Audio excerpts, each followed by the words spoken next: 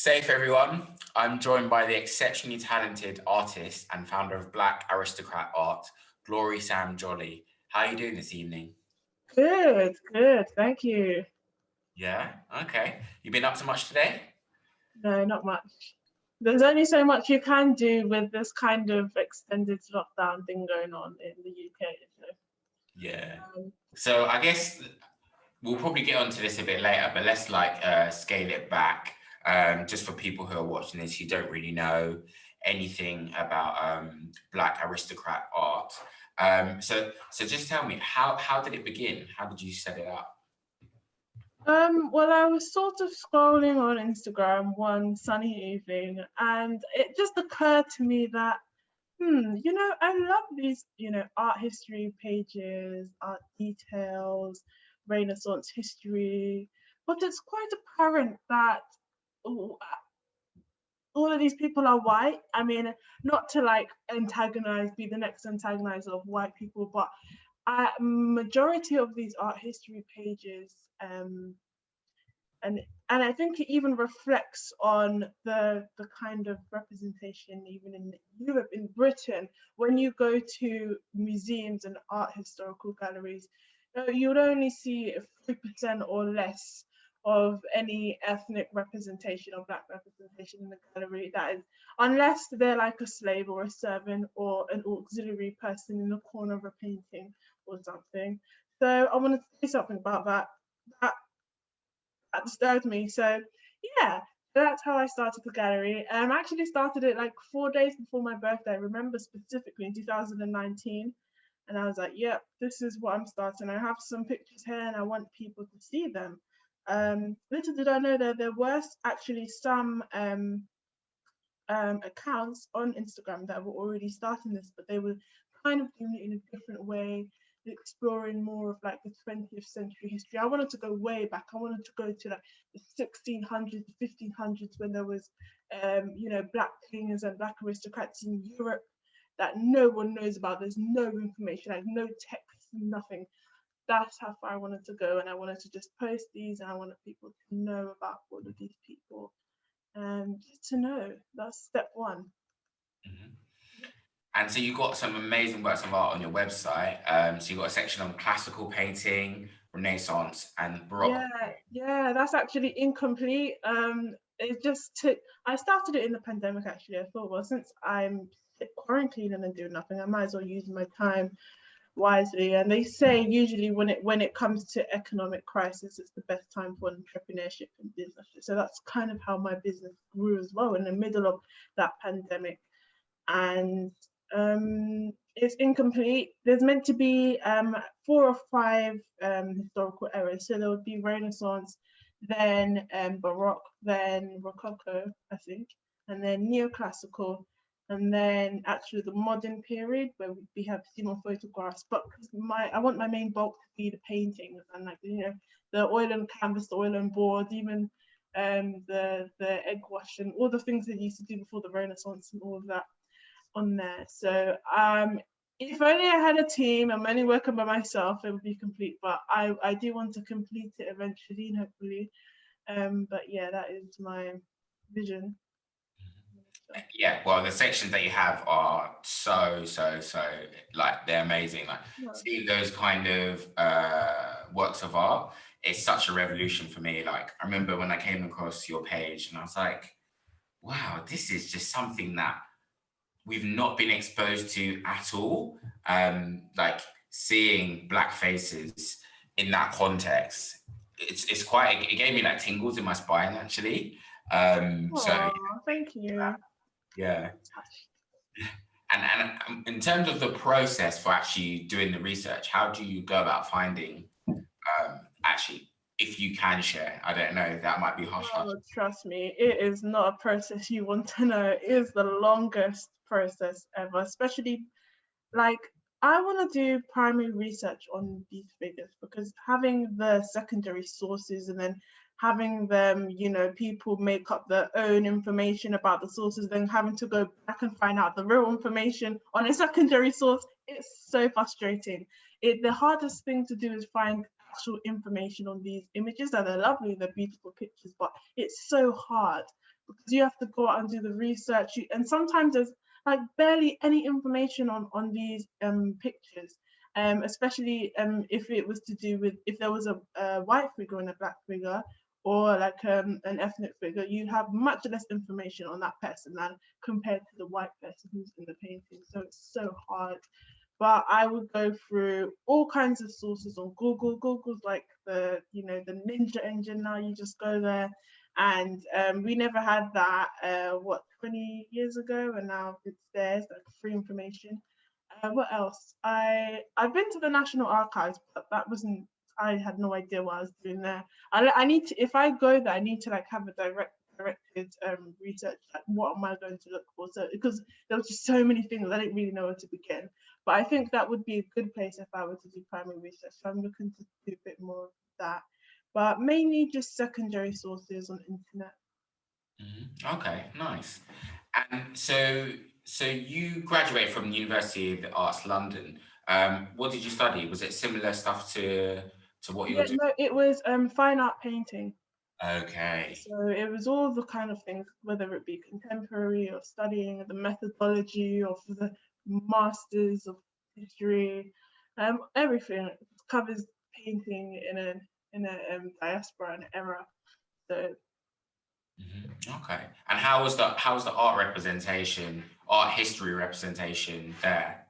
um, the thing is with the course is that they never really teach us much about art history in theory, um, or if they did, there was like hardly any representation. They will talk about one or two um, potential ethnic figures in art history, but hardly anything, because these lectures that, you know, that would be art history were not compulsory. They were like your choice. What the main thing we got from our course was our studio and our practice space and our workshop. We didn't have teachers. We had tutors. They were just there to tutor us on how our work should grow and flourish. We had to do our own self-directed research. So it was kind of like, you know, here's the resources, do what you can. And I found most of my resources outside of my own university, funnily enough. But yeah, however, they did conduct very useful trips. So we went to the Thyssen-Bornemisza in Spain, a historical museum there. And, you know, I remember going there and taking pictures. I lost my phone in Spain, unfortunately. But the pictures, it was just the research of how little representation there is of Black history in the museums. And if there is representation, it would either be like a little boy in a corner picking up his master's drapes, or someone that's like blending into the background. And then I just went on my own trip. I went to Italy and I went to Spain and I went to Renaissance galleries and just, you know, did some more research there. And it was kind of the same thing all over. Everywhere you go, National Gallery, Tate Britain, Tate Modern. Well, Tate Modern's more contemporary, but all the old kind of traditional stuff, there was just hardly much representation. So it's the same in Wimbledon in my opinion. Okay. So do you think that your time, uh, at uni and visiting these various galleries have kind of built up to the inspiration behind the page and the website, or? Yeah, in a way. I mean, I guess the frustration was what pushed me to create this, because if I didn't have enough frustration, I guess I probably wouldn't have made it. I would have just went along with the flow and done what everyone else is doing. And like I wish, like, what I'm doing, I wish that it was already existing, so I wouldn't have to, you know, go out my way to say, hey, we need Black representation, because I do not like being shoved every time. Like we have a culture sort of event or something, all the Black people, which is like the 3% of the whole university, will get shoved into Black History Month just because we're Black. No other reason. I mean, I would love to be famous, not because I'm Black, but, you know, because I'm an artist and I like sticking relief and I like oil painting, not because I'm Black. I don't want to be another one of those, you know, one of those big monuments of here I was a Black figure, and I just want to be a person that doesn't have all these labels coming at me. But unfortunately, the way the situation is now, it's like there is little representation in, even if you go, I don't know if you've ever been to Wimbledon itself, but it's not, when I went there I was like 3 out of out of 60, only like 3.5 students were Black in my course, 3.5. but if the half wasn't even there most times, so mostly it was like 2 or 1, or just me, I was the only one in my course, so it was hard to kind of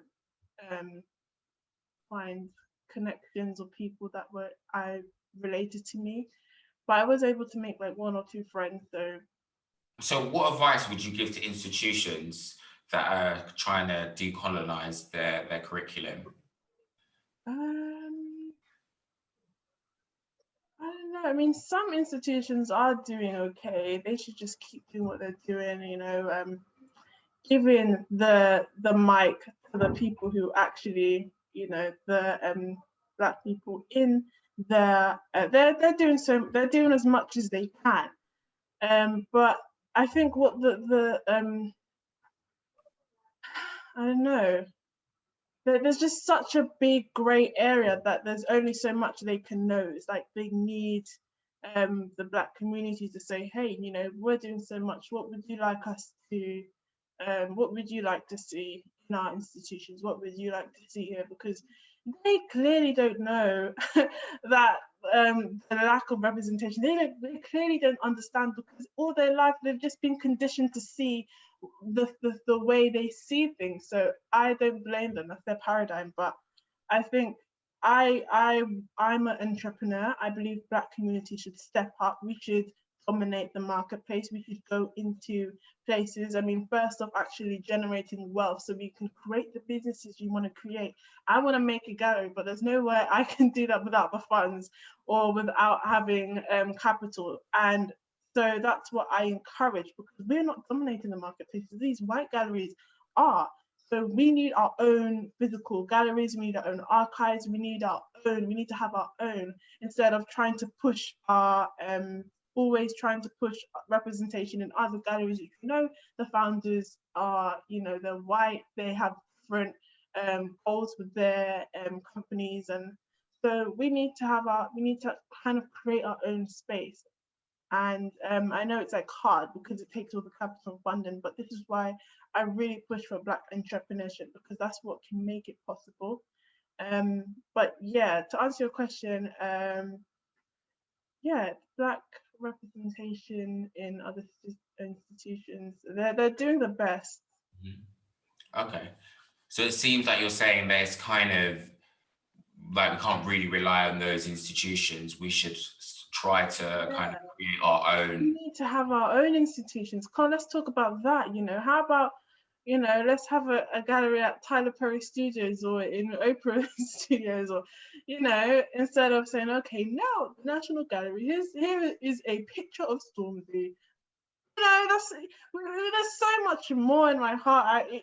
Every time I see these things, okay, here's a National Gallery, and to show that we are culturally diverse, let's have one picture of one Black guy in the corner. Just right. What? Yeah. Is this the goal? Is this really it? Like, seriously, oh gosh. This is why I have the visions I have, and the Black Aristocrats is like the seed form of what I really want to create. And I really want it to be big. I want it to have, employ Black people. I want it to have more culturally diverse staff, as well as content, as well as business and financial leaders and organizers. So we need that. We need our own institutions. We need to build our own things. Mm-hmm. Yeah. Definitely. And I feel like there's like, whenever I go to galleries or when I go to exhibitions, I'm very conscious of the kind of the demographic in the room, and I think there's not that many spaces for Black people to feel comfortable in the art world at all. I don't know how you feel. Yeah, it's true. I agree. It's like they carve out a space for us and expect us to fit inside of it. Like, how do you know? How do you know what spaces we can and can't fit into? Huh? We can. I have, when the whole time I was in Wimbledon, I blended in to the T with these white people. I know how to blend in with white people because I've been around them since I was like 4. So I know how to imitate white girl vibes. I do because I just been around them for so long. It's like it's natural now. So this is, I've been. It's like there's such a minority in, like, I remember growing up in primary school. I was the only black girl in my class for like 3 years, and then secondary school was like had to be the most diverse I've ever in a place I've ever been. And then I went back to uni, and it was like kind of the same, as repeating itself. I was the only like one in 3 out of 60 people in the whole course. Only 3 of us are black, and then there's like a few international students, and so the way it's like there's like sections blocking us, and we're not really like gathering together. I want there to be more community, more togetherness, but at the same time there has to be more ethnic minorities included in this. So you can't just like carve out a space and say, here you go, you fit into there, and then all the other people fit into there. Like we have to remove these labels at, like, once and for all. And obviously you're an artist yourself, and I've got to say I'm a huge fan of, was it the Honourable Women of Slayage on Oh your yeah. I think that's so iconic. Anyone watching this, you should check out that piece. It's amazing. How do you come up with the concept for your art pieces? Oh, so that piece, we actually went to Italy to create that piece. I remember saying, come on guys, with me, and I didn't have many people to go with, but I went with one of my friends who is Albanian. She's from Kosovo, but like every time she's heard this herself, every time she's hung around people, some people often say like she doesn't look white, but she identifies as white, but when people see her, she looks like Arabian kind of Middle East kind of vibe. So, and when she goes on holiday, she gets a tan. So you kind of like, I'm curious. But you do get those kind of people that, like they don't actually look like white, like bright pale. But I went with her, and then I went with my sister, and we did a piece. We did a photo shoot in this lovely villa in Portosea, in Naples, Napoli. Yeah. But it was beautiful. It was an Airbnb, and for the price, it was like so worth it. I would go there definitely again.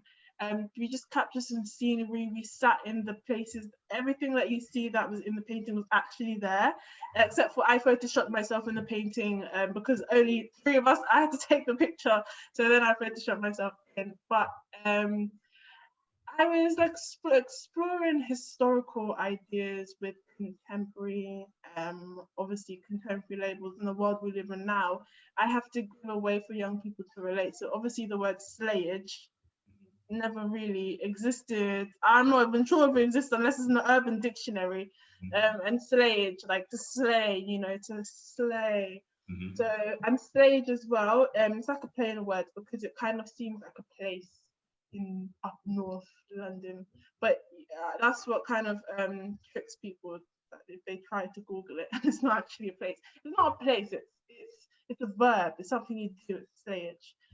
So yeah, and I wanted that the title, honorable, comes from all of the paintings. So many paintings I've seen. I used to work in Lincoln's Inn, and they have paintings of all these lawyers, and they'll say the honorable, this and that, the sir, and the earl of Greyfield or something like that. And I just wanted it to have that kind of vibe as well. So not just to honor, to give them honorable titles as an experiment to see how the crowd will react to that. And yeah, a lot of people like that painting. Nice as well. I think it's my favorite as well. Mm-hmm. Yeah. Yeah, it's really just even though it's not one of my biggest paintings, but it's my favorite. Even my tutor was telling me, oh, you should have made it bigger. But at the time, I didn't really have the that kind of confidence to paint that big, and I was just slowly upscaling until the pandemic came, and then I'm gonna downscale again. But so ironically, during the pandemic, I made one of my biggest paintings. It was almost 2 meters, and I made it in quarantine. So yeah, that was a surprise to me as well. But I do from now on want to paint bigger. But yeah, I wish that painting was bigger. I do wish it was bigger, but yeah. Yeah, it's really cool. The way you mix the modern with the historical, yeah, I really enjoyed it. So it kind of reminds me, did you watch Bridgerton? Oh, I recently watched that show, yes. I So, recently, you know what? So many people saying you should watch it, yeah. And only like 2 weeks ago, I completed the series in like 3 days. It's so short. I'm like, no wonder people are waiting for season 2. But yeah, I watched it. yeah, and because I guess they use like Ariana Grande in the soundtrack, and there's like modern Yeah. elements and even representation. I was like so frustrated. I was like, why can't they just make up their own sound and stop taking these and classifying them into classical?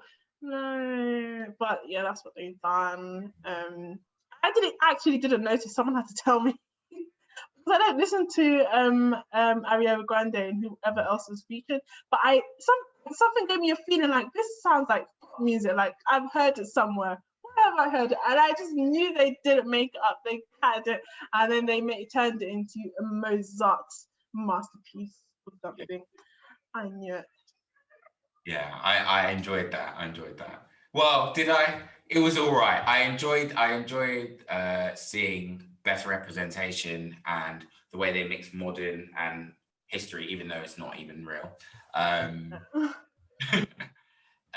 so yeah, so what's next for Black Aristocrat Art and yourself generally? I just hope I want everyone to expect bigger because that is my dream as well. I want it to be not just a place on the internet, but actual physical place in Britain, like a tourist attraction, where you can actually go and see these paintings.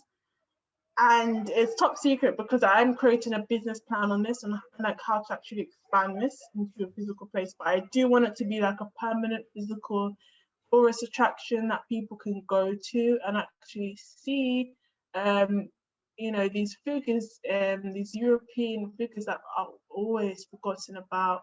I really my core is painting, so I really want to get the painting side of it.